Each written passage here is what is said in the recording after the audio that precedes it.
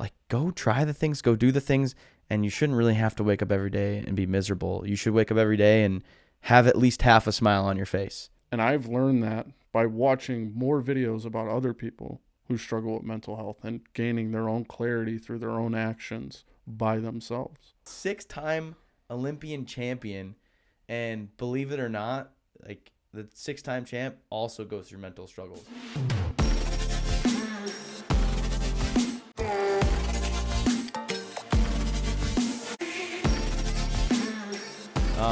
Jordan, welcome to the Jacob Koutas Show.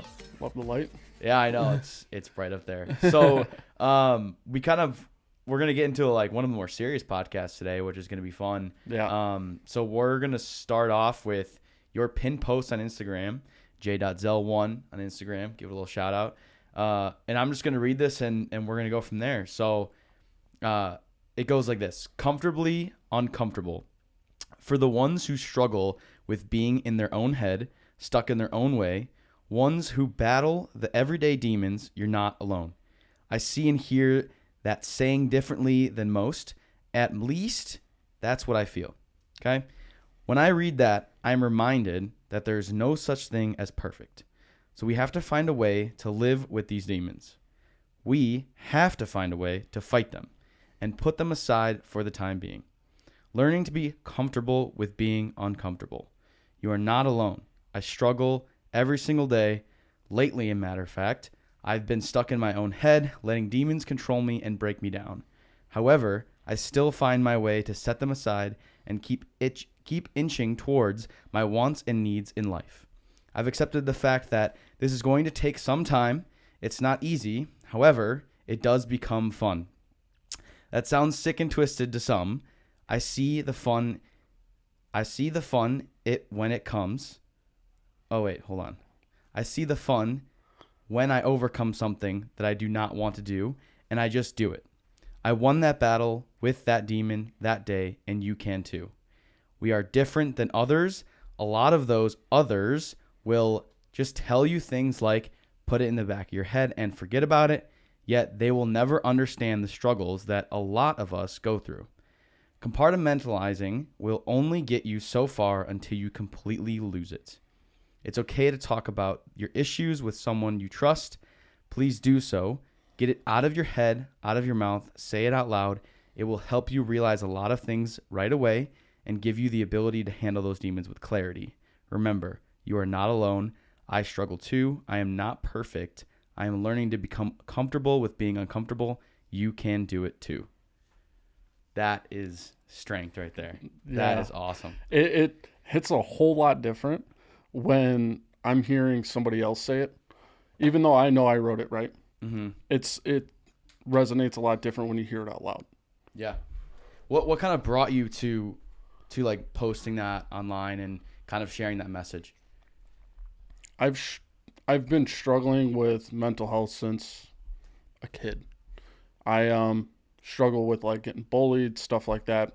Overcame that. It's joking around. Some people, like when us guys are around, they're like, how do you say the most outlandish to one another? And but that's just in our nature. But at the end of the day, dealt with that at a young age, which a lot of the stuff that we become in our early 20s and as we grow, all stems back from childhood stuff, whether it's something as simple to a lot of people, bullying, or, that's what changed you into the human you are today, right? Like materialistic people now, because I've been there, majority of them probably got bullied because they grew up less fortunate. Mm-hmm. So coming out and saying those things is a lot better, like I said in that post. It's a lot better than compartmentalizing it. So what do you mean by like compartmentalizing in terms of mental health? Like what would that kind of look like? So kind of like it just never happened. Like you force yourself to forget it. You force yourself to act like that never happened. But yet you have these tiny little antics that you do as a human, these little breakouts, these little bursts at these little minuscule things. Is because you compartmentalize so long that now you're stuck in that, and then you think that's the new normal. You think that's okay. I could do that. So kind of pushing it down and not like addressing it. Exactly. You're saying we need to bring all of that back up, even if you've pushed it down and you've already forgot about it. Bring it back up, talk about it, express it, and then it will basically be the new normal. Will be okay. Now that's okay. It's okay to have that previous experience, and now let's go forward with you taking care of that, because sometimes I feel like there could be positive and negative benefits from childhood traumas. So one of the positives that I've seen that people don't really think about is the really simple. I'm gonna make it super simple. This is only the positive stuff. Is like, okay, you see a hot stove. It's red hot. Kid goes up it, touches it, and he's like, ow. And he's like, okay, I'm never going to touch a hot stove again. Right. And so that's like the positive childhood trauma that we see. But then there's most of it that you'd see nowadays is the negative trauma that happens when you're a child and turns into actions or behaviors, or like you're saying, like lashing out, and that lashing out towards other friends or families or just in public usually typically is not the person you're lashing out's fault, or it's not the person that they're in charge of why they're lashing out in the first place. So I like the two differences between those, but how do we kind of uncover that deep down push through child traumas? How should we try to uncover those compartmentalizations? Look at my articulation there. That's crazy. How do we kind of grasp that, and like something we maybe don't even know about, and how do we bring it out and kind of talk about it?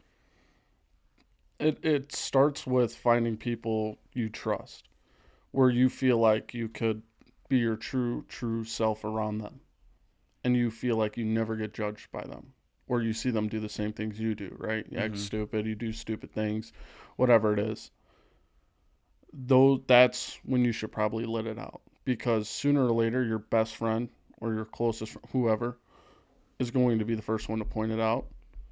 Because if you come from, just using my example again, childhood past at home and stuff like that, you bring it up to your parents, who are manipulative people at the time, they're going to tell you, shut up, don't talk about it.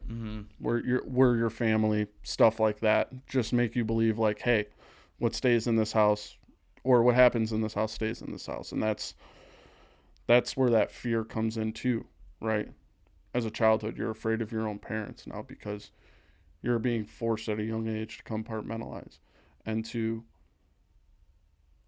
just suck it up and bury it and bury it and bury it. Because if you talk about it, what happens if dad finds out that I'm talking about what's going on at home?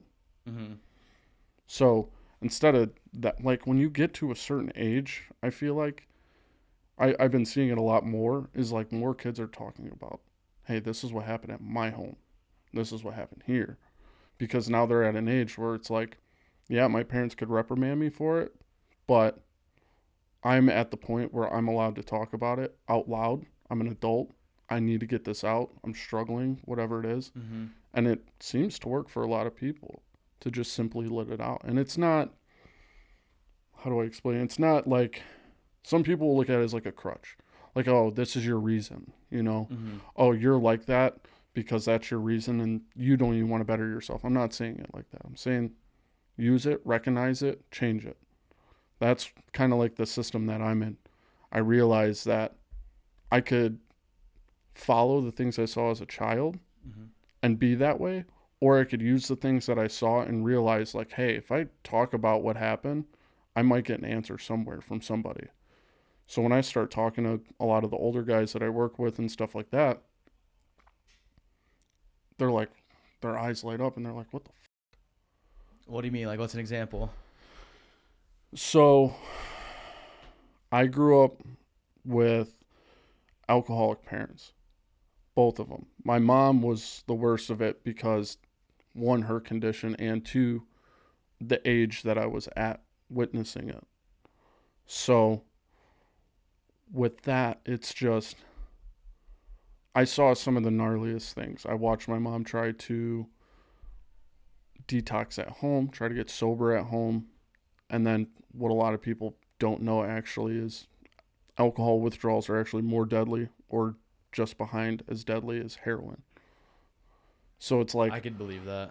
you know, the withdrawals at home are gnarly. So at 13 years old, I've seen my mother struggle, Mm-hmm. like throwing up, foaming, Yeah, it's tough. holding her, watching that kind of stuff. And then, you know, my dad, being the old school guy that he is in my ear. What happens at home stays at home. You don't talk about it. Mm-hmm. So now I have to live with that. And then when I got older and I was drinking with my friends and stuff like that, and I started seeing people act outlandish or stupid or sloppy or whatever it is, it became like this new fear that would unlock every time I would go drink. Like if I knew I was going to a really crowded place, I would be a lot more nervous to drink around there because I know I'm going to see somebody Mm-hmm. that's outlandish, drunk, sloppy, and then it's going to go right back to where I was, but I can't talk about it. Yeah. I can't talk about it. Yeah, because you're kind of just pushing it down, and whatever happens in the house stays in the house. Yeah. So kind of how have you pushed past that to be able to be a little bit more comfortable in those positions? Because I mean, have you gone through like a therapy, like a specific therapist, or have you kind of like gone to talk about with friends, just been public about it? Like how have you kind of gone to express your way so you can get out of that funk? Because I feel like that would be really tough in any situation, because usually when you're going out to drink, you're having fun. You're going out with your friends to, you know, go see a concert or hang out at a bar, watch a game, et cetera, et cetera. You know, you're trying to have a good time, and then it's like any moment could be like that trigger to put you back into that stage. So how have you kind of unraveled that to get away from that association? It's actually kind of funny. It happened while I was drinking, like, in just to kind of like put it out there as well.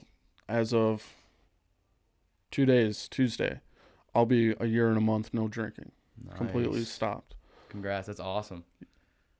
Bro, it's been hard. Even though it's been a Yeah. year, it's still hard. And Yeah. granted, I was only, you could ask majority of my friends from back home, I was never really the biggest drinker as is. I was always a guy that work. Mm-hmm. Weekend came, sure, let's go out and do it. Yeah. Blow some steam off, right? Mm-hmm. But you know how it is when you're in your 20s, right? If you're a drinker, you want to grow up. You want to drink, you know, whiskey straight or Whiskey something. bourbon, like whiskey, I need a whiskey on the rocks or whatever. Right. You got any big rocks on back there? It's like Exactly. you really know what you're ordering, you know? Like Exactly. Like you're just ordering some old man, or you want like a vodka soda, whatever it is, something more grown up. And I was doing that, and it was actually vodka soda. And then I realized I was getting angry every single time I drank that. And then what it did was stem me back to childhood. Mm-hmm. I was like, wait a minute. I grew up seeing angry alcoholics, people who got angry majority of the time that they drank. I don't want to be that way. So my stupid thought was, I'm going to switch back to beer. I'm just going to keep it there.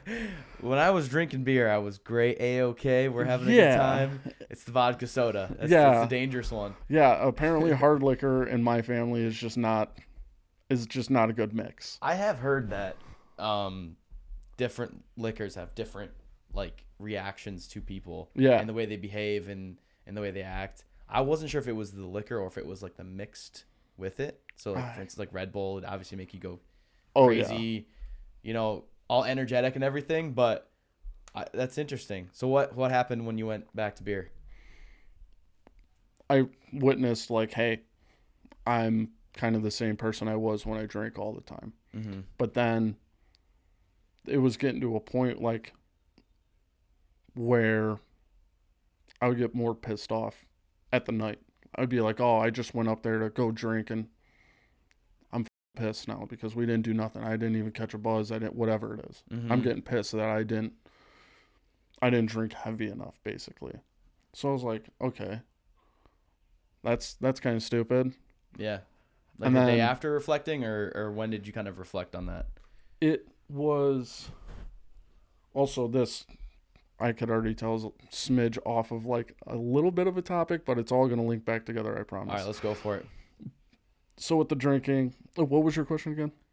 It was kind of, when did you realize that that behavior was something that you don't want to do? Was it the next day, or when were you kind of looking and reflecting on that behavior and was like, wait a second, I don't want to do this? Like just quit drinking? Like, just like, well, I mean, I guess not really quit drinking, but I guess quit drinking because that's what you did. But also, like, how did you notice that behavior, and when did you notice that behavior? Because not everybody who does drink notices behaviors that they do while they drink, and they don't understand where that came from, and they're like, you were like this last night. You're like, was I don't remember that. Like, you know, like, because you do kind of get in that motive when you're drinking sometimes. So how did you recognize that, and how did you kind of be like, wait, this is happening, and then I should stop? I want to give I really do want to say thank you to my childhood trauma, right? Because I was so scarred at it at such a young age, and was like in my head already at a young age, I don't want to be like that at all. So when I started realizing it, that I could feel anger, I could feel that I'm upset, I was like, something's not right. Something's not wired correctly anymore. Yeah. And then also the aftermath behind it, you feel like trying to rehydrate, trying to do all of this. And now all of a sudden we get in our 20s and it's lasting days. I only had 4 beers. Yeah. Why do I feel like for 4 days? For 4 days in a row. And then I totally agree with you on that one. I think that's, and how it links back to that mental health is like, when you get to a point like that where like a substance is affecting you completely, I feel like now that kind of person is burying shit again. Yeah. They're now later in life, they're starting to realize certain things, they're starting to catch grip of things, remember stuff, see things, feel things. They're like, wait a minute, I don't want to be like that, but I don't want to stop who I am now because I have these friends, No. People are now burying those demons again with the drinking. When they start being angrier, is because the alcohol in that is fighting at the same time. It's a chemical imbalance, I feel. Do you think the frustration comes from, because I know there's a lot of happy drinkers out there. Right. But, like, do you think the frustration comes from certain actions or things that weren't provided the night of and they just stack? Or do you think it was just like one event that night that kind of just triggers it? Do you think it's a multiple occasion event, like multiple things stacking up and you're never talking about them? Or just one single thing that you're just like, this is pissing me off for tonight, and then you're just like pissed off for the rest of the night? It could be both. It could be both. It could be like one thing. Like you could be having a conversation with somebody and then it turns into like that two drinking people battle of like almost arguing but not. Yeah. Debating. Yeah. Once you start seeing that, like again, I realized from an alcoholic standpoint is, okay, they're always right. They're never wrong. You're wrong. And it like triggers that little bit of a memory too when you're in a small debate with somebody about something stupid. Something really stupid. Yeah. It could be over grocery bags or something. It could be literally something you'd never think of. Politics, as in today, for Politics, example. For sure. Yeah. I mean, it's not divisive at all out there. So, but yeah, I could definitely see that happening. I mean, and then you just sort of, the ball gets rolling. One of the things that I've seen a lot of people struggle with in terms of like stress and anxiety is never taking down the small rock or the small block. And what I mean by that is like, if you want to build a pyramid, it takes more than one giant block to build a pyramid. Right. But, if you want to stay level in that sense, and you don't want to go to the peak and go to the top, you kind of have to acknowledge the smaller blocks, the smaller stuff. And if you don't acknowledge it, they just keep stacking and stacking. And I've noticed that a lot of the outlashes that I've had when I was a kid was just like one small thing here, another small thing, and it was like 40, 50 small things. And then you're just, by the end of the day, you're just like, I'm stressed, I'm riled up. And it could be people at work feeling the same way, of like one conversation turning another conversation into turning, this thing doesn't work and this tool doesn't work. And it's all outside resources that you really can't control, but they just kind of happen. But you never addressed the first one, and then it just stormrolls you. And then there's obviously the peak or whatever, the breaking point, and then you just boom, outlash, and then whoever's in front of you gets it. Yeah. Which is the worst part, because they had nothing to deal with any of it. Exactly. And it's just whoever's in front of you, it just boom. So yeah, it's a struggle. So how do you think people can recognize if they are in that situation where they could possibly have that problem the problem of just like turning into something that they would not want to be? Like, for instance, you talked about how you don't want to become like angry. And like, and if all honesty, I think if you were drinking and having fun every single time and, we were having a blast and you changed the behaviors and never got to that path, like, I don't know if we'd be having this conversation, right? Right. You'd be the person you'd want to be. You'd be happy. You'd be a good friend. You'd be this and you'd be that. There'd be no divisiveness. So if people do change, how do they recognize that? Do they kind of do like a self-reflection of what kind of character they want to be? Yeah, absolutely. Yeah, it's weird, right? I like childhood trauma gives like a superpower in a weird. It sounds really dumb when it flies out my mouth. I actually saw a TikTok about it a few days ago because it's something that's always been locked in my head. And what this guy said was childhood trauma superpower is you can tell when somebody's a piece of shit within the first 2 seconds of meeting them. And it's like you notice things like that. Yeah. But you're also so buried in it and your brain's so stuck in it because you're fighting it every single day to try to become better as well. But you notice that you naturally go back to your old tendencies and you catch yourself there. You're like, and that's like what I said in my post. I still struggle today lately, very lately. And it is what it is, unfortunately. People, you could either have like a good life with small things that happen later on, things that you could control, or you could be how I was, where you had to witness struggles at young ages and throughout and still. So it's like you feel like you're stuck in this realm of just pure struggle and suck and everything. What else are you going to do at that point? Are you going to stay in it or are you going to figure out how to get out of it? You got to start taking a step back, looking at the bigger picture and realizing, like, is everybody always, because when you're in that kind of state too, everybody else is the problem. It's you get stuck in like that mindset too. Same thing as an alcoholic. You get stuck in everybody else is the problem. I'm not the problem. Go fuck yourself. Yeah. That's where you have to take that step back and realize it. Like, is everybody wrong? Right. That can't be, because if everybody was wrong, you got to humble yourself. If everybody was wrong, I'd be way higher. Excuse me. I'd be way higher where I'm at today. Yeah. I wouldn't be sitting here bitching, moaning, and complaining. Then you start to realize these things. You go on TikTok, you see videos that kind of correlate with what you're thinking or feeling. And you got to allow those things to happen. Like, I'll admit it, I see something like that, I watch the first 5 seconds, and I'm like, yeah, I'm feeling that way. I don't want to hear it. I scroll right past it.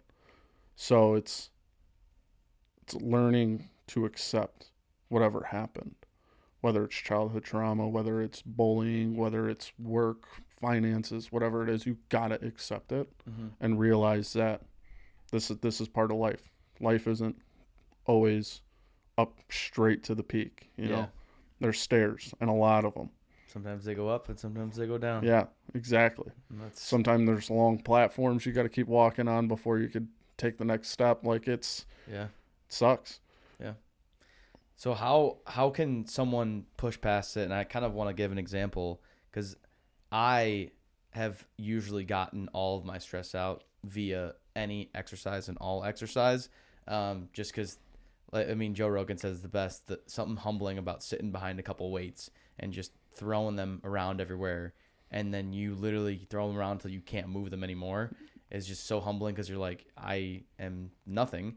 And another example that I use is Chris Bumstead, who is one of the biggest advocates in terms of one of the largest championship mentality, but also a person who has come out very clearly and open about all the mental health struggles he's gone through while winning like 5 Olympias. Yeah. I don't even know if he's at 6 or 7. I don't No, know. he's 6. 6? Yeah, He's 6-time at champ. 6 He's retired, though. He's retired now because Yeah. he's got a kid, but 6-time Olympian champion. And believe it or not, like the 6-time champ also goes through mental struggles. Yeah. So say someone's going through a mental struggle and they are like, oh my God, I'm stressed. I don't know what to do. Like me personally, I've always been like exercise is the go-to, but what alleyways, what actions can they do other than, because I mean, a therapist is like the easiest answer, but not everybody wants to see a therapist because everyone's like scared and whatnot, which they shouldn't be.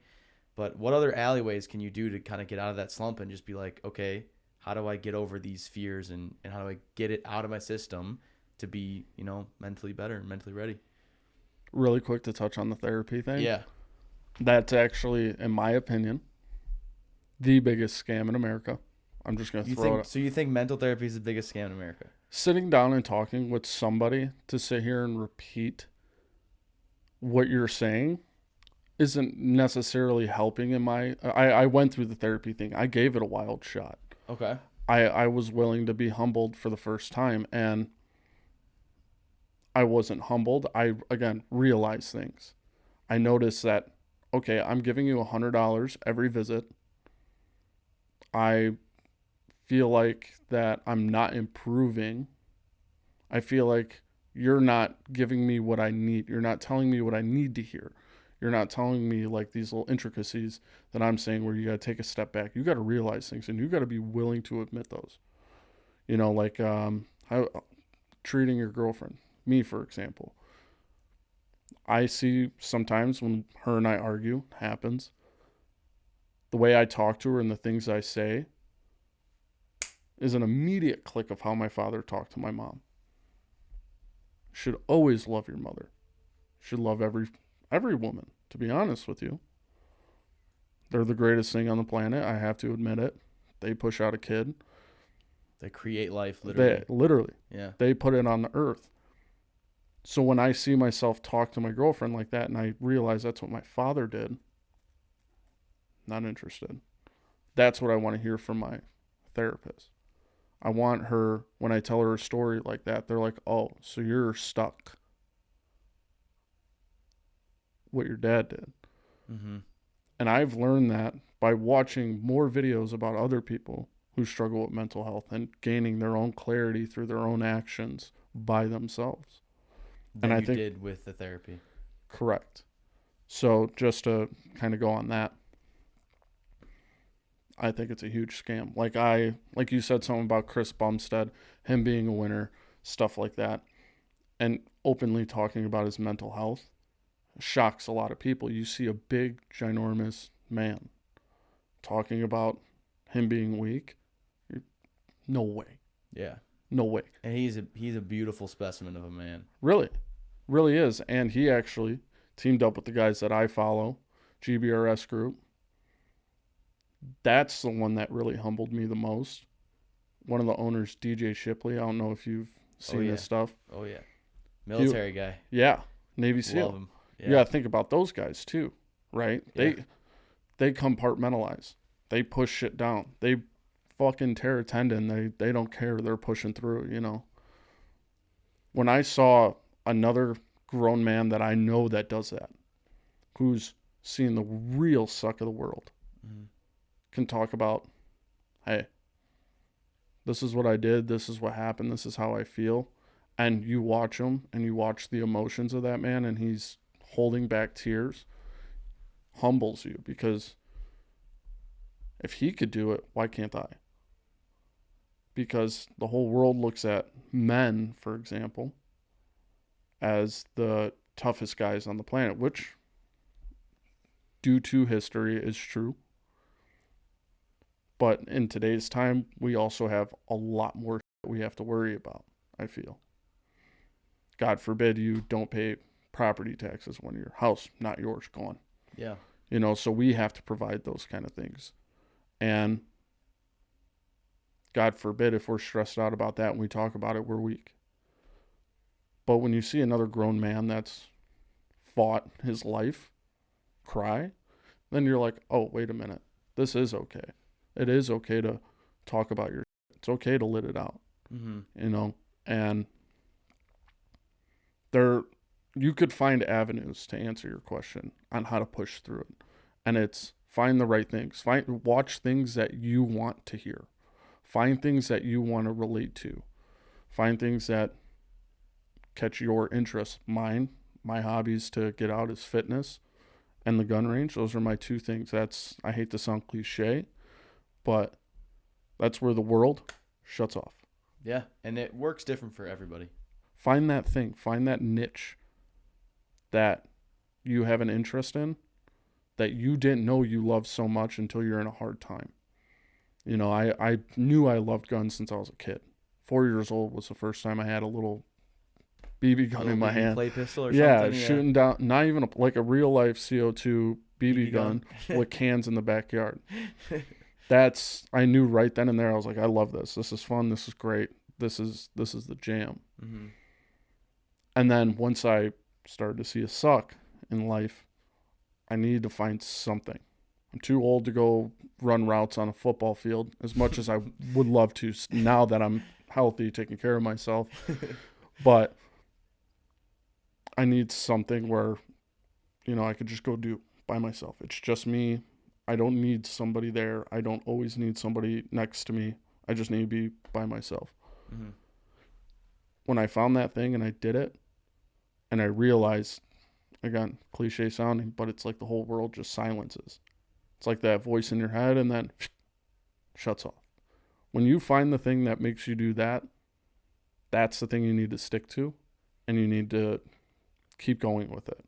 Whether you see progress in it or not, keep going until you see the next step of progress and that next step of progress. Pay attention to your aneurysms, your movements, your tone, how you talk to people. Once you start feeling more comfortable with those things, I feel like is that breakthrough for a lot of people where it's still going to suck, but you know how to handle it now. You know how to not compartmentalize it. You know how to address it. You know how to react to it, talk about it, and know what you can and cannot talk about. Like you said, the little things when you were a kid, those little itty bitty things. And then finally, the one last thing, the cherry on the top, made you crack. Yeah. With those other little things, you gotta be able to address it as can or can I not control it. If I can control it, let's control it. Let's fix it. Let's get the answer. If I can't control it, okay, that means it's irrelevant. I can't control it. It's gonna happen. Big deal. Move on. Mm-hmm. And then there's things that are just unpredictable. You can't predict that's gonna come. Yeah. I mean, there's a couple things I want to touch on that you kind of talked about there. One of them going back to like the TikTok and social media. I want to challenge you on this one. Oof. Because you said, there's two different ways to look at it, and I know which way you're looking at it, but there's also the opposite way that I've seen, and it's like find what you're looking for, and yeah, what you should be looking for is you should be looking to get better at whatever it is you want to do, whatever it is mentally that you want to, get past a wall, for instance, or you want to get better at anything that you're doing in life. It doesn't have to be a mental thing. It could be, you want to bench 225, or you want to, run a mile, or you want to beat someone at a chess game. Like, it could be anything. But when you are like looking for something, you really got to be careful, and you can't just absorb yourself with all the negativity. Right. Because there's a lot of negative things. And one of the books that I learned from watching Joe Rogan's show was like the negative thoughts that you have will produce more negative thoughts, and you'll just go down in a dump and completely just go down. And if you surround yourself by people who always talk negative, and you yourself speak out loud, I'm in a terrible place, I'm in this, I'm in that, and you're trying to get better, and you just keep repeating yourself and looking in the mirror and just saying you're in crap, watching things, and you're only looking up like really bad things. You're only looking up sad music. You're only looking up, all like you're watching The Notebook and all the sad parts about The Notebook. Right. Like, you keep absorbing all of this sad material. Like, you got to be careful with that, because it could send you down a spiral to just continually be sad and never break like that line of like, hey, I want to improve. Right. So again, be careful. So if you want to get better, start looking at that stuff. And I'm a big believer of like, if you're in a ruck, like in a really bad spot, I think the daily mirror affirmations thing, I've tried it a couple times when I've just like had a bad day, and the next day I was like, all right, like let's just do this. Like go up to the mirror, you just look yourself in the mirror, and then you just say I love you, like to yourself. Yeah. And it's like you say it until like you're annoyed with yourself, and it's like awkward to say it to yourself in the mirror, and then you're done. And then you walk away, and I'm telling you, you'll feel like $100. It's such a weird thing, and it might take like 2 minutes, it might take 10 seconds, it might take 5 minutes. But I've seen that work, and I use it on occasion. But you have to, when you're looking for something better, you have to look for something better. You got to make sure you don't absorb all the negative and continue to go down the negative route. Right. And then another one thing that I want to touch up on, it was not related to anything you said, but it's the motivation behind getting past mental breaks. Like you're saying, like you like going to the range and you want to turn, that brain off, essentially. I think that's awesome. I think a lot of people haven't found their niche yet. I don't think they have. And I also think that there's a difference between, and then people might deny this, but there's definitely a difference between female and male motivation. And I have the perfect examples of this from my coaching career. And they're not like crazy, but essentially when I was coaching, the motivations that you give the boys teams versus the girls teams are complete and polar opposites. Oh yeah. So like the DJ Shipley, like the hard stuff, like the boys stuff, the men's stuff, like you basically just want to tell them like you're gonna let that guy beat you. You're gonna let that guy like in the sports setting, like you gotta work harder. You gotta be the best. You can't be doing this. Like you gotta work harder. Like, and that hard work challenge, they rise up and they're like, I got you. I'm locked in. I got this. Like I'm ready. Put me out there. I'm motivated. Like you like gotta make them push towards hard work and everything. And then I've noticed for the girls' side, what's worked the best, and I've noticed this because I've gotten like some reviews from coaches throughout my career from like 10 years, 15 years prior of like girls that are my age that play currently still about how their coach was the worst. And I kind of like poked at why. And every single time it was because they used that guy pushing motivation, hard motivation, and they never did the girl side motivation, which was you gotta just hype them up. Right. Like don't do any competition like you're going to beat them, you're going to kill them, I need you to work harder, I need you to work faster, stronger. You just got to hype them up and just build from the bottom up. So like you got to be like, hey, like you're killing it out there. You're doing the best. Like keep doing that. I really like when you did this, and I like when you did this. Like just get the base level pushed up, and then they'll go above that because they want that same compliment about the stuff they're going to do after. Right. So the two different motivations, and not everyone's wired the same. So even if you're a guy and you like that base level motivation, use it. And if you're a girl and you like the hard, I'm going to kill you motivation, use it, like absolutely. Whatever works for you, but search for something that's most likely going to better you. And YouTube University and all these other platforms have plenty of things that can kind of show you, hey, this will be positive. This will be negative. Right. Okay. Like, you can kind of choose and pick and choose which one you want, and it kind of dictates which character you go with, Right. So, and to kind of follow up with what you said about like being careful on what you look for, absolutely. I don't want it to be like, hey, only search up depressed people, you know what I mean, or search up people who are like. Of course, look for the right stuff. Look for people who have a story. Look for people who made it through. To make you realize, like, because you're going to find somebody where you're going to relate somehow, some way, in a weird way. Mm-hmm. My big click was this guy named Cody Alford. Again, another military guy. MARSOC. Don't know if I know Cody. Awesome. He's actually a big mental health advocate, too. MARSOC Raider Marine. First of all, Marines are already nutcases. I don't want to meet a MARSOC Raider. Hoorah, dude. They're crazy. Yeah, nutty dudes. But his saying, he did a speech, and his saying was, your hell doesn't have to be my hell. You don't have to be somebody who fought in the war. You don't have to witness death to say you went through hell. You know what I mean? Because we also live in a world when we complain about our problems. There's always that one person. You don't know what it's like. Yeah, like you don't know what it's like. Yeah, you know. I lived in this town, and it's like, okay, well, someone's always got it worse. Yeah. There was a couple of things that I saw this past couple of weeks where it's like, someone always has it worse, but it was like the people who have it better, like they better use their privilege. Right. And one of the examples that this person gave blew my mind, and I was like, when you think about that, like that is genius. So it's like, okay, you get this privilege, you live in this city, you're born in this area, whatever it may be, or you're just, I mean, literally being born in America as opportunities in itself, right? But he said, like, if you're thinking about that mentality of like, you shouldn't use the privilege that you had because, you know, you were born in this area, whatever, this thing, and the dude goes, you think that Shaq wouldn't use his height to go play basketball? He's like, that's the argument you're making right now. And they're like, what?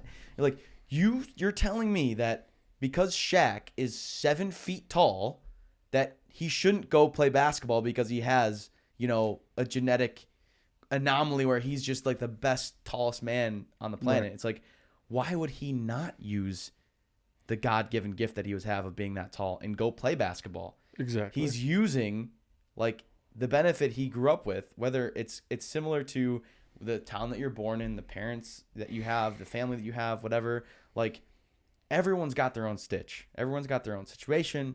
Everyone's got their everything. We're all in a crazy world where we have different views, different households. Some people don't even have households, right? It's everyone gets played a different card. Go out there and try to make the best of it. And the argument they made, once he made that reference, they were just like, yeah, wait a second. Yeah. Wait, this doesn't work anymore. Hold on. Right. Absolutely. We're just to touch on that. If I was 7 feet tall, I'm going to use it. Oh, yeah. Where it's best. I'm volleyball or basketball. I'm picking. Just standing there, just block. Yeah. That's all I got to do. The best part is you don't even have to jump. You know what I'm saying? Like, exactly. But you could probably dunk raising your hand up. That would be sweet, dude. That would be something. But anyway, sorry, go ahead. But yeah, it's your hell doesn't have to be my hell, and I realize that because everybody handles their struggles differently. Everybody's effective differently. Mm-hmm. One thing I heard throughout my whole childhood was if everybody were the same, this place would be fucking boring. Be the most boring place to go. Everyone's special, no one's special. Right. Yeah. Exactly. So pushing through, finding that thing that you know you could do great, do it, because you never know what you're going to get out of it either, right? Mm-hmm. It's like when I go to the range, I'm realizing that I'm comfortable. I'm able to do it. I'm able to get the results that I want. And then if I don't get the results that I want, I realize I don't get pissed off. I'm not angry. I'm not like, motherfucker, you know. Yeah, you're not getting... I'm just like, okay. It's kind of like that, it's the aspect of figuring things out. Mm-hmm. Like you see like, oh, this is going wrong. I'm not doing this. Or like when we're at the gym, you know, you're doing incline dumbbell press, for example. And you're like, damn, my shoulder's fried right now. Why is my chest not? Mm-hmm. Then you go back to it. You figure it out. You feel it. And you're like, oh, okay. And that's, again, finding that niche that you're good at that correlates with mental health is where you know that you're not getting pissed off and you're willing to make an adjustment to make it a little bit better. Yeah. You know, you're not getting mad anymore. You're able to suppress it, or you're able to, well, not suppress it, sorry. You're able to just push all the shit aside for a second and then realize. I'd almost say you're like letting it all out. Yeah. You're not even like pushing aside. You're just, everything's going exactly. out. You're just forgetting it. Exactly. Yeah. Like you're like this, it doesn't matter. Mm-hmm. You know, and that old saying that we all know, mind over matter. You put your mind to it, nothing matters. Mm-hmm. And one of the most humbling sayings that I've always heard and listened to is, it's the Alex Hormozy. It's like, in 100 years, no one's going to even remember your name. Yeah. Like, it's like after one generation, they'll talk about you. 2 generations, you'll be mentioned. And 3 generations, you will be forgotten forever. Like, and in reality, that might be the case, might not be the case. You know, you could have some gravestone in the front yard that they find in 250 years, and then you're like, oh, who's this guy? Right. And then they look you up and find the show, and then they're like, oh, hey, that's this guy. But like overall, like in the retrospect, like do what you want. Yeah. Absolutely. Like, don't take that the negative way of like you're gonna die, it doesn't matter. It's take it the positive way of like you're gonna die, go do what you want to do. Go find that fun, happy range or golf or whatever. For me, I've been reflecting of like what mine would be, and I feel like mine would definitely be playing soccer and golfing, because those two I go out there, and while I'm playing, I don't think about anything else. And when I'm playing golf, all I think about is the next shot, which exactly layout I'm doing, how I'm doing. You slice it and you're like, fuck. My golf bag, okay, the next song that's on, you know, like all of that stuff. You're just thinking about, you know, like that moment in time. Exactly. And it's just about that moment. They always say being in the future's anxiety, being in the past is, I believe, sadness, and being in the present is gift. Absolutely. I think that's never heard that one. Master Oogway. I've never heard that one, but that one definitely does speak pretty loud. That's Master Oogway from Kung Fu Panda right there. Not even kidding. From Kung Fu Panda? Yeah. No shit. Yeah. That's awesome. They're dropping bars back there, and straight bars. But so I do have one more thing I wanna say about it was about. Oh man, it's slipping my tongue. Darn. Oh man, it was. Fuck. I'm gonna let you catch it. You're good. Go ahead, talk. I will come back to it. I remember it, but it's on the tip of my tongue right now. To kind of go with what you said about doing what you want, and like you said, you do the thing that you want. You do the thing that you're good at. You do the thing that releases everything, and it's just that moment. Another saying that spoke out: defy conformity. Don't conform to what everybody else wants you to do. You know, don't do what the world wants you to do. I feel like that's kind of like the world that we live in right now too. Mm-hmm. And I feel like that could play a little bit with mental health, because everybody's doing the typical, for example, go to school, go to college, get a job out of college, do that job. Do you actually love it? Or do you love it because somebody else made you love it rather than you find it? Mm-hmm. What you love, what you're good at. Was it natural or was it forced? And to keep adding on to the mental health stuff, and like I was talking to you earlier about dropping out of high school, that was probably one of the greatest feelings that I ever did. When you dropped out of high school? Unfortunately to say, right? I still feel that guilt. I hold on to that guilt still to this day, even though I did that when I was 17 in my senior year of high school. But I also feel good now because I'm not doing what everybody else is doing. I'm doing what I want to do. I'm finding the thing that I want to do. I'm finding the thing that I'm comfortable with. Finding something where it's, how do I say it? Where nobody could tell me what to do, in a sense. Like, yeah, there's going to be somebody that's better than you at something, no matter what it is. Like, you can't be the greatest. Somebody's better. And you have to accept that too. But you could chase to be next to that person, at least, if that makes sense. Yeah. Because you're better than him at something. To be the best version of yourself. Because you never know. You could be better than that person at something else. So you're not greater than anybody. Mm-hmm. And you're not, like, to go on, what I'm saying is, live in a world where nobody else could tell you what to do because you're already doing it. You're doing exactly what you want. You're doing exactly what makes you happy. You're doing exactly the thing that you found that just somehow gives you peace. Mm-hmm. Instead of doing like, hey, go do this. This will be better for you. Like, you don't know what's better for me, to be honest. I don't think anybody does. I don't think anybody knows what's better for one human or another. I mean, if you see a drug addict, hey, yeah, you should probably quit drugs. Yeah, I believe anything else better. Might be a little bit better. Right. You know, like there is, to an extent, where somebody, anybody will know what's better for another human. But Yeah. if somebody's actually doing the right thing and doing good things, are you really going to tell them, like, hey, you shouldn't do that? Mm-hmm. Because, I mean, look at what they're doing. They're happy with themselves. That's all that matters. They're Right. okay with who they are. That's all that matters. Why do we need to keep worrying about what the rest of the world wants? Right. I think to add on top of that is go try stuff. Yeah.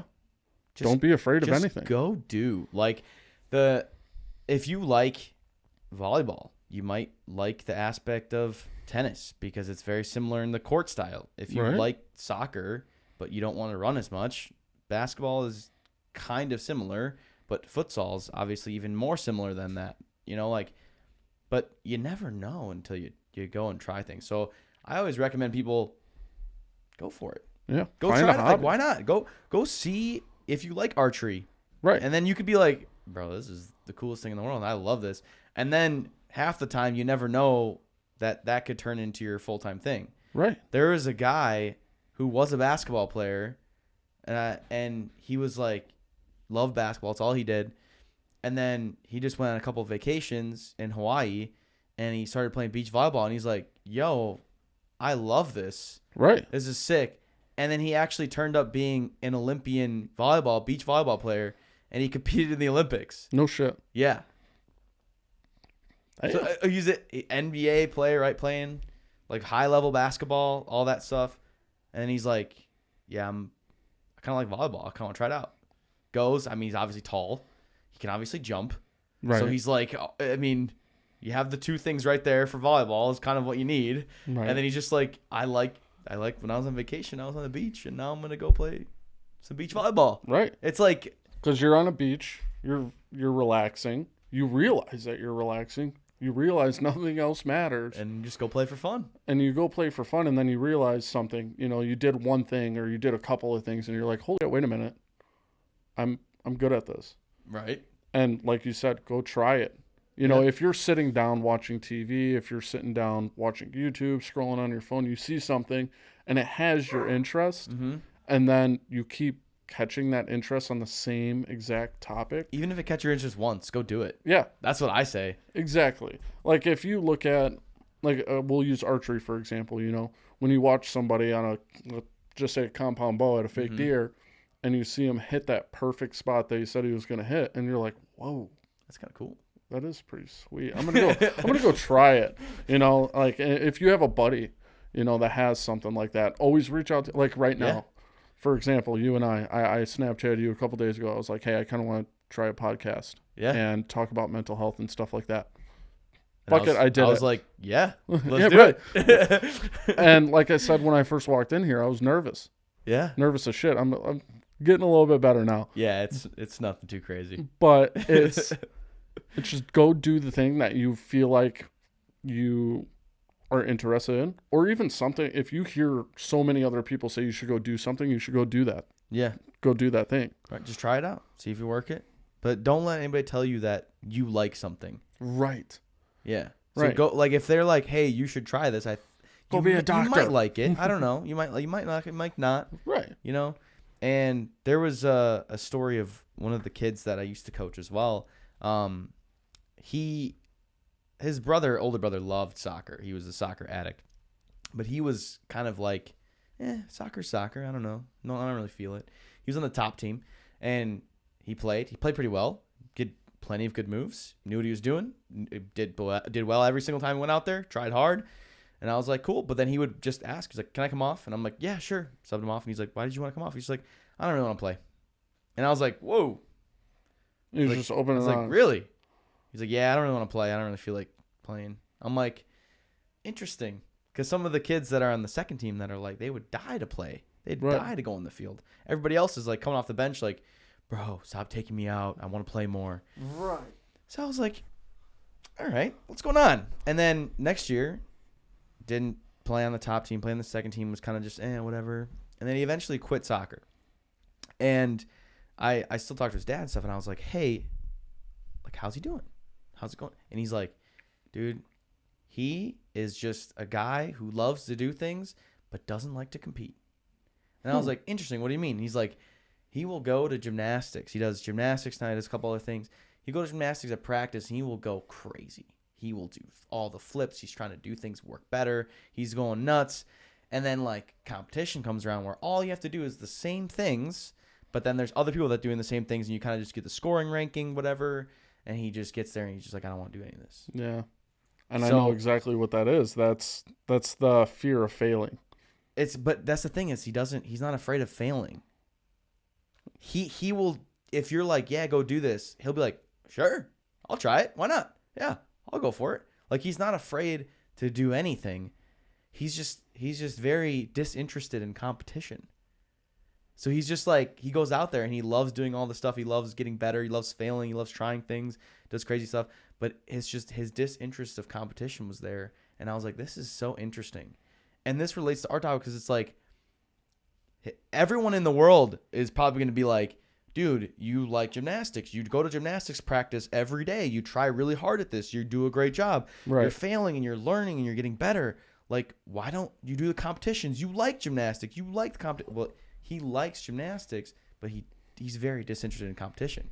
So you can do these things. You can play the volleyball. You can be the best volleyball player anyone's ever seen and not like any of the competition professionally aspect or structured aspect, but you just like the thing.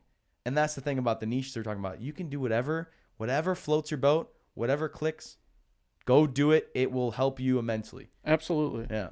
Absolutely. As I stated in that post, I'm not perfect. I'm not going to come on here and talk like, hey, I'm the next hot shit. You know what I mean? I'm just another guy who's going through it and is figuring it out. Like, what did I say the other day? I just moved out of my parents' house at 21. I'm 26 now. I've only been away for 5 years, away from the hell that I had to live through, trying to figure it out. Nervous, like anybody else who moves out of their parents' house, whether it's with a partner or not. You're going to be nervous, but you're going to figure it out. You just have to at that point. What are you going to do? Stop it? And just say, screw it, I'm done. And then when you want to do it again, now you have to restart. You have to restart that whole process that you were about to try, but were too afraid to do so you dropped it all and just said, screw it. So now every time that you stop something because you're afraid, you're only setting yourself back that much further every single time. So might as well just do it.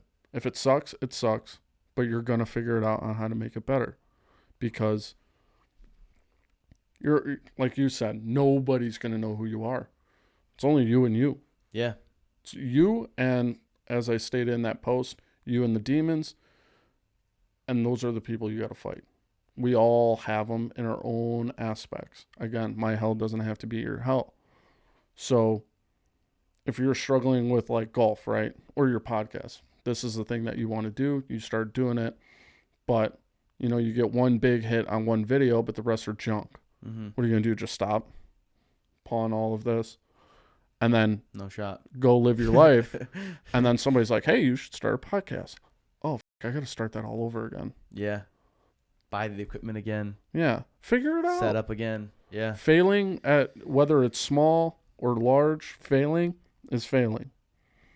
It's... You want to know my acronym for fail? What's that? So I teach this to all of the kids that I coach, and I tell this to anyone and everyone who's afraid to like lose anything. I always say, I'm like, fail. F-A-I-L. It's the first attempt in learning. Yeah, absolutely. F-A-I-L. And then you that keep learning. That actually is awesome. First attempt in learning. And each scenario is different.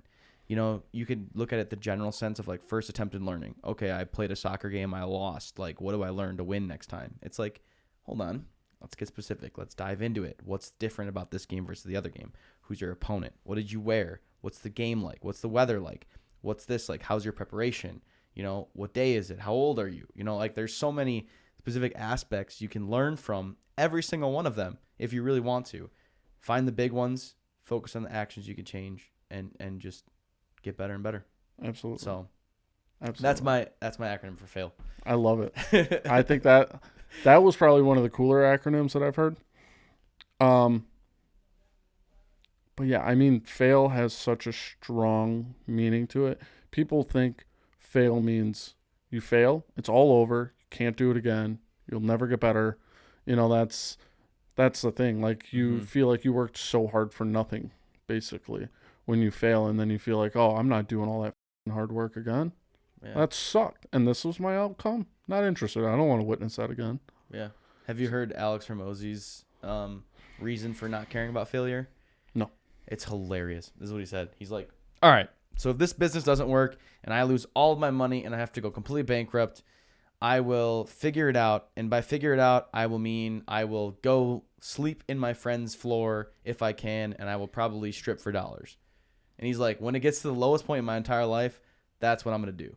That's all. That's option is always there. If I lose everything, I can always strip and live in my friend's place on the floor. Right. And he was just like, I sat there and I was like, that sounds really dumb, but at the same time, like, wait a second. That, like, you literally could just get a job at Starbucks and work at McDonald's or literally do anything for like $15 an hour and figure it out. Right. So, like, go try the thing. Go do the thing. Right. Because if not, then you're going to be the same exact place you were when you left. So I loved that saying so much that it genuinely sounds simple. Mm-hmm. Like when people are, oh, it's easier said than done. Just do the thing. Yeah. Do it. Who cares? If it's that thing that you realize, like I said, when you're alone and nothing, you feel that feeling that nothing could get in your way of this one thing. Yeah. Go fucking do it. Just do it. I love it, Nike. Yeah, like it's so cliche. It's such a thing, but it's just try it and do it, and just do the thing. Like, I'll admit it right now. I wanted to do my own YouTube, like film myself at the gym, kind of like a Sam Sulek style. Yeah. All of that kind of stuff. Bought what I need. Bought the little microphones. Bought the tripod with the little remote. Mm-hmm. Tried it once, and I hate it. Why? Because I'm stuck in my own head of what other people think. Yeah. Like, what are other people saying while I have my headphones in and I can't hear them? Type of thing. And I'm in that kind of fear where I'm like, do I want to do it? Do I do it? No. But as I'm sitting here again, that realization, taking a step back and just realizing, I'm sitting here telling you all of this, like, face the fear. It's going to suck. Yeah. Get better at it, and I'm not doing it.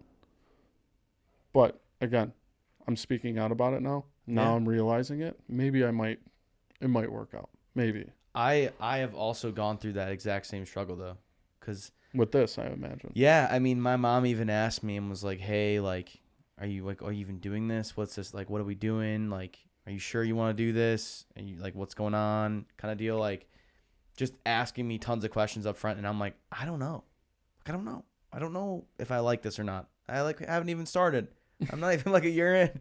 She's like, what do you mean you don't even like it or not? Why are you doing it? And I'm like, I don't know. I just want to go for it. Like, right. Why it's not? Just something you had an interest in. Yeah. And then I kept like buying stuff and she's like, you're spending all this money. And I'm like, yeah, but like, look at how nice this thing looks now. Look how nice this studio is. Look at cool how, light. and I personally sit there, I'm like, I watch videos and I make sure that I get everything a little bit better each video or whatever. But to start, I was same thing. I was like, what if I post a clip and X person says this and I don't know what to do. Right. Or this person messages me and says, like, you're totally wrong or whatever and this and that. And I'm like, I don't know how it's going to work. But I was just like, at some point I got to my first episode with my mom and I was just like, I do not care. Yeah. The people that don't ever start just don't post it in the first place. They always think about it. Absolutely. And like 50% of podcasts don't get past the third episode. Yeah. Holy shit. I didn't know. Like, it's this crazy statistic. And then it gets to like 50 or an extra like 25 or 30%. So like 70%, 85% up there in that range after like episode 10 or 12. Like, all gone. They're all done. There's not more than 12 episodes. Yeah. And then like if you get 100 episodes, I think you're in like the top 5% or like 1%. Like, it's up. It's crazy. Shit. So like yeah, post your first video, but just keep being consistent, because it's like you'd be surprised how far away you are, or how close you are essentially to the top 5-10% of that niche just by doing it for like even like a year. Exactly. Or even a month. You could do a month. You could do an episode a day for a month, 30 episodes, and you'd be in the top 15 percentile of podcasts. And you can make them short ones too. And you can make them 15 minutes. You don't have to make them long. Yeah, just something that kind of, it's like that little attention grabber No edit, video. no nothing. Just post it. Straight core. Straight to it. And you'd be the top 15%. You know, just like that. Nuts. And you never know. Again, that might be a style for that works for some other people, right? Maybe that's just who you are. Mm-hmm. You're like, I'm going to post it uncut. That's the Sam Sulik edition. He's the one who started that. It's just raw. This is what it is. If I say something wrong or stupid or jumble my words, big deal. It's in there, and it's gonna be deal. And I think that authentic raw content is good in terms of the long format. I think the short content you need to edit up, chop it up, because the brain rot is definitely there. So 100%.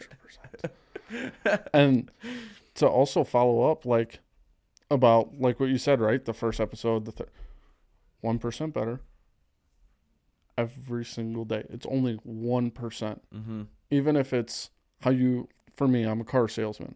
I'll admit it. I hate it. Why? Because it's what everybody else is doing, I feel like.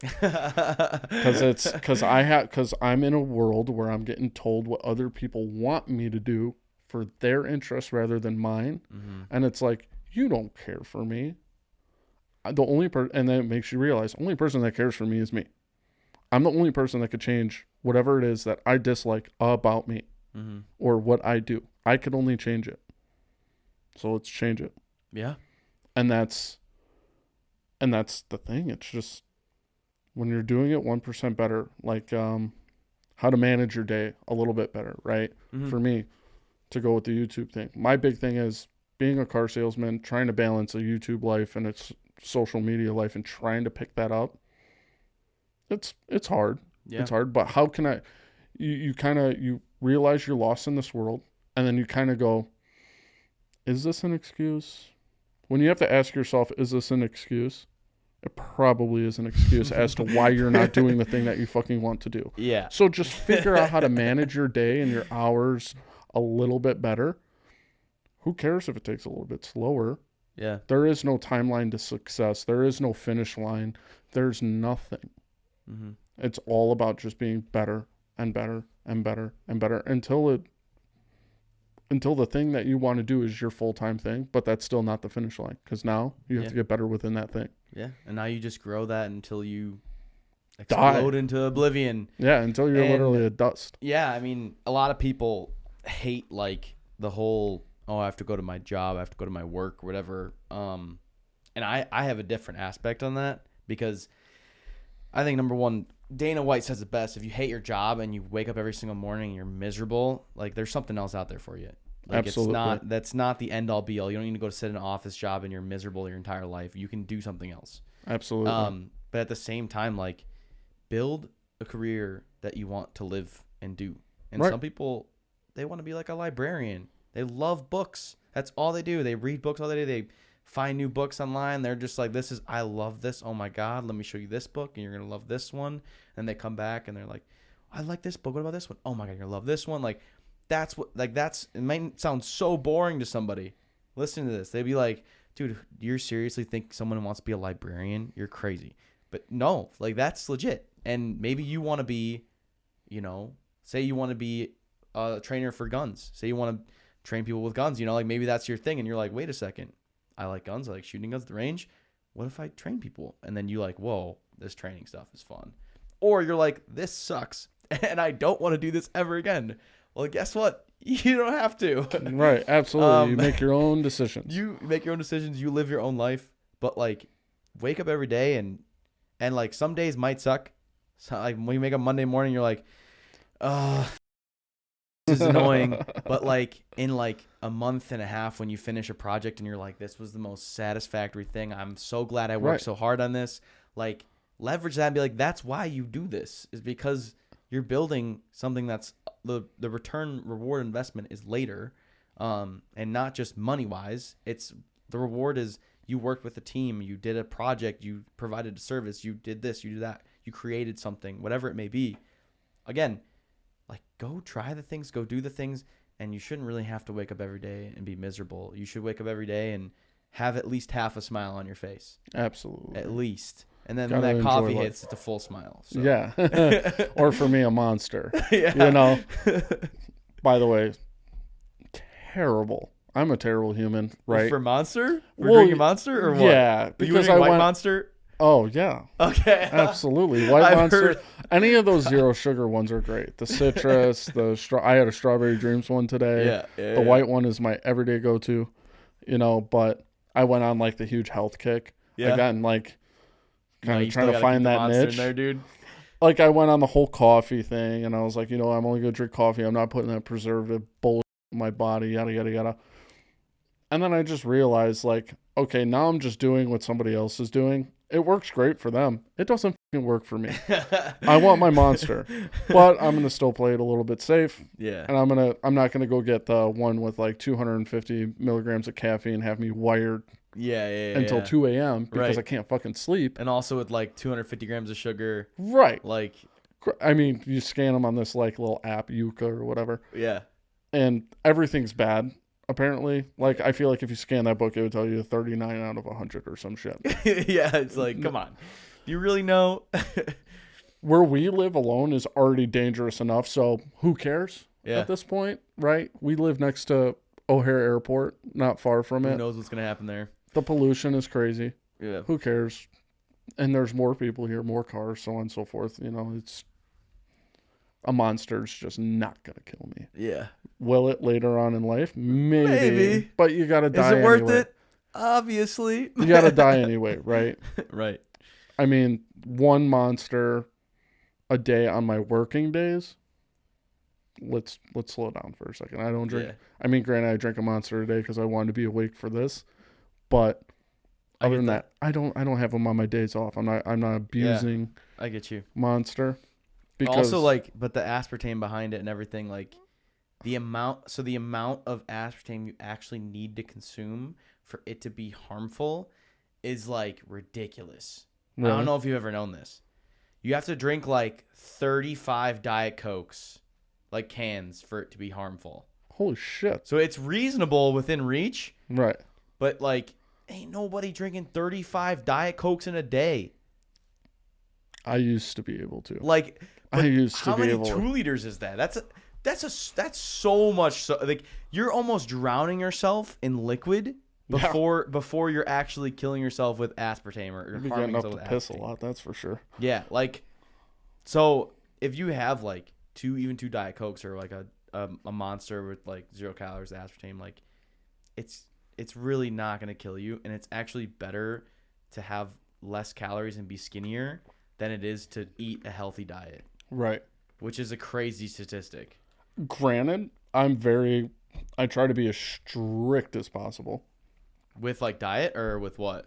With as much as I intake, right? Yeah. Food-wise, stuff like that. Like, I'm very particular. I only go to the butcher for meats. I don't go to the main stores for that. I got Costco, I'm not gonna lie. But Costco has their own butcher section, so Right. I feel a little bit better. Just a smidge. But, like, I'm very particular. Like, I don't drink my soda. And again, this, believe it or not, there is studies on it that all of this does link back to mental health. So everybody knows poor diet, poor foods, poor choices Oh yeah. could link back to a poor mental health, to decline it, depressions, all that kind of stuff. I just don't drink a lot of soda, and if I do, it's once in a blue moon. Typically when I go out and sit down and eat, that's when I have soda. Mm-hmm. Most of the time, because again, I don't drink. I'm so an I avid get sober drinker. I love soda. Only Diet sodas though. I stopped drinking sodas as much as I can. Like, Mhm. I used to be the person that I'll clear a 12-pack the same day I buy it. Dang, that's crazy work. Guaranteed. I mean, dude, I was also fat as shit. Yeah. You saw me. You were big, you were, thick, you were and a heavy. gamer. You were a gamer boy. You were Dude, a Mountain Dew gamer boy. Like, I on was those advertisements. Doritos crumbs stuck in the belly Doritos button. Crumbs Mountain Dew guy. The whole 9 yards. Whole 9 yards. And I just, like, since I don't drink, I get a Sprite. I'm looking for a bite. Right. from a drink. Right. So I'm like, I'm going to get this Sprite, and then that's it. Like Take I'll a have sip 2 and or you're 3. like, it's all right. I'll have like 2 or 3 while I'm there and then, pay for it the next day. But it's not like paying for it the next day like alcohol. Yeah. And also alcohol too plays a huge, huge role in the mental health and also overall general health. Yeah. The general health is crazy. Those two things correlate very well with each other. I realized that what I felt like was my lowest point in myself, not in life. Like I wasn't, living under a bridge, snorting cocaine off of strippers' asses or nothing, doing crazy. Wild statements there. Yeah, no. None of that. No, none of that. Just letting myself loose right there a little bit. But I was fat. I was out of shape. I was vaping. I was drinking strictly soda, no water. And I'm sitting there complaining and about everything in my life. Mm-hmm. And then I had to take that step back, look at it and be like, okay, well, I'm running away from something. I'm eating a crazy ton. Mm-hmm. I'm suppressing something. I don't know what it is. I got to figure it out because I don't want to keep feeling like this. Yeah. I don't want to keep feeling sick, lazy, sore, so on and so forth for the rest of my life. At the time, I was only 24 2 years ago. So I got to fix it. Right. I got to fix it. I got to find something. And then the next step was, of course, the gym. Turns out I like it. And now that's my thing. And I fail in it. And I figure out how to get better. And I do a lot better. Like you said, you push it all out when you're at the gym. That's when you kind of like witness your own version of violence in a weird way. Because you got to find something to pick up those weights. Yeah. You know what I mean? You're not walking in there Skippy Joe Happy. Yeah, like, yeah, right. I'm going to lift 225. Yeah, ain't gonna singing happen. Holla Back Girl while you're pushing 315. Bullshit. You're getting pissed off about something, whether it's an I ex-girlfriend, have whether seen it's the this. TikToks of like my headphones disconnected and like what people thought I was gonna hear, but what they actually hear, and it's just straight up like Sabrina Carpenter, like just something just ridiculous. Like, it's like espressos like jamming, and it's like Starbucks music, and it's like some big jack dude, like C-bomb basically. And he's just like, why is he listening to Sabrina Carpenter? But right, like I get what you mean though. You gotta go tough at the gym and. You got to. Yeah. If you want to witness, you push something out of yourself that you don't recognize, and you're like, whoa, wait a minute, okay, I witnessed something where I felt like I wasn't anything, and then I just gave it my everything, and I got that one last rep, and you always remember that fighting push, for the last one, and you get it, and then you're like, yo, fuck. You're like, this feels good. And you didn't want to go that day either. Oh, you didn't. That's the day you never wanted to go. But again, you got pissed off about something. You and then thought the about warm-up something. feels good, and then you're like, all right, let's toss a couple plates on here. Yeah. And that's the best part about life right there. And it's that thing that just make, like, it's going to suck, right? Yeah. But you're like, I want to go do it. Because what if I accomplish something? What if I actually do something with it? Because you've already accomplished just a little bit before and a little bit before. And you're like, okay, I could do a little bit again. It's just a little bit. It's at 1%. Yeah. Why not? I mean, I don't know what the exact quote is, but it's like, if you never do anything hard, then you'll never amount to anything. Oof. Yeah. Jeez. Nuts. Sorry, I'm coming with the fire quotes today. Yeah, but... fire. Dude, I thought I was going to come on here with some good shit. No, I'm just going to come on here and be myself and show people that's like, what it's about, though. It's about the authenticity. Yeah. You want to be authentic because when you're the most authentic and people hear the stories and they hear what's real and they hear like, dude, okay, I tick all the boxes, like for you, for instance. Okay, dropped out of high school, okay, my parents were alcoholics, and guess what? I'm here. I'm successful. I'm happy. I'm thriving to be better every single day. I'm pushing myself. Like, it's okay. Yeah. Like, it's okay in the situation you're in. If it's completely terrible, right? It's okay. It can get better. Yeah. It always can. And you being so authentic about it is what can really resonate with people, because like if you're not and you're kind of hiding behind it, sometimes it just doesn't feel like the story connects, and people will buy stories more than they'll buy anything material. Like that is just a proven fact 100%. with everything and anything. Even with like Liquid Death, for instance. Like, I don't know if you saw the advertisements for that or the crazy story about that. No. But basically they didn't sell a single bottle, and they bought a Super Bowl commercial before they're selling a single unit. They bought a commercial on Super Bowl, and it was like Liquid Death, and Liquid Death is just water. But water. It looks like a beer can. Right. And all they did was stick it in like 10 to 15-year-old kids' hands in the commercial and had them downing them and like partying. But it was just water. And that was the whole advertisement, was like, at the end, it was like, it's just water. And it's like Liquid Death. And that story behind that was like, yo, that's a crazy story. Like, what the heck? It's resonating with all these parents. And these parents are like, what's going on? Why are these little kids drinking alcohol? Like, This is a terrible ad. And they're like, oh, it's just water. Yeah. And then it's like, they bought into the story, and people buy all the water now because they're like, wait, this story's cool. And we're even talking about it now. Right. So it's like, the story will always be better. And I think that your story is awesome. I mean, if we want to wrap it up, I appreciate you coming on, dude. Like, dude. I mean, this is awesome. I'm glad you were able to share this with me. I mean, personally, I didn't even know you were struggling with this, and now I feel even more connected to you, and I'm so happy that you're in the situation you're in now, dude. Yeah. I mean, I get in my own head still, and I always, I'm like, oh, I'm not like, I'm looking for the finish line, and that's like the big struggle. Yeah. When doing things, so that you're always, because that's the sign of like, I just want this to be over. Like you just kind of want to give up in a weird way, but you know that the finish line's never there, so you might as well just keep going. And then, you die, but at least, like you said, you died with a story. You died with something like your own legacy in a weird way, where you pushed through everything. You came to grips with it. You said, this is what it is. This is what I lived through. I accept it. Acceptance is probably the biggest thing, depending on what you went through. But accepting it and realizing, like, hey, I'm okay with it. This is who I am. I'm not like everybody else. That's the better feeling. I am who I am. I'm happy with it. It's shaping me who I could become and who I am going to become.